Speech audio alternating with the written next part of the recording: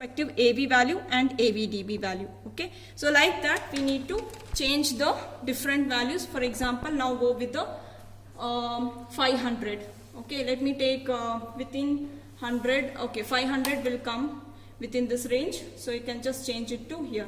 So you can observe here with the different frequencies, the this output voltage is going to get increases, right? The magnitude is going to get increases, and at a further instant it will become a constant. Okay, so you will be finding there is a two frequency response, that is a low frequency and a high frequency response, right? So here you will find it is going to get vary, and this value will be for example, I can tell you what will be the value here.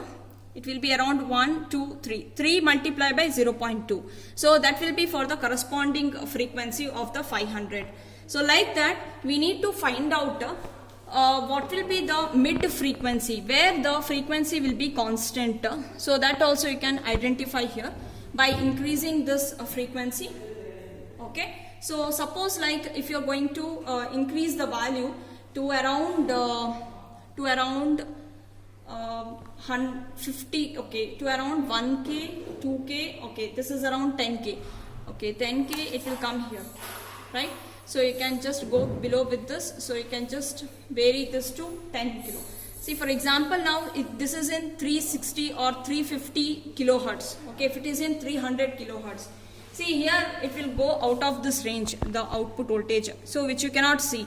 So you need to vary this channel so that it will become smaller, and then you can view the waveform.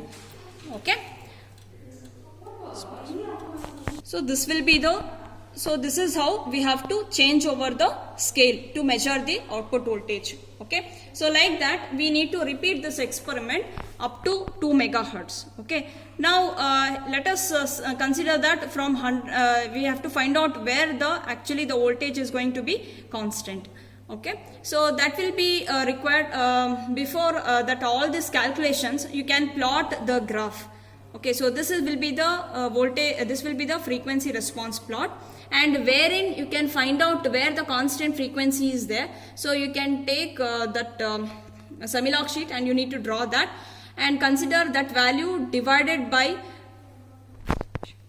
so where the constant frequency is there, we need to take up a 3 dB below line. So 3 dB below line where it is going to consider.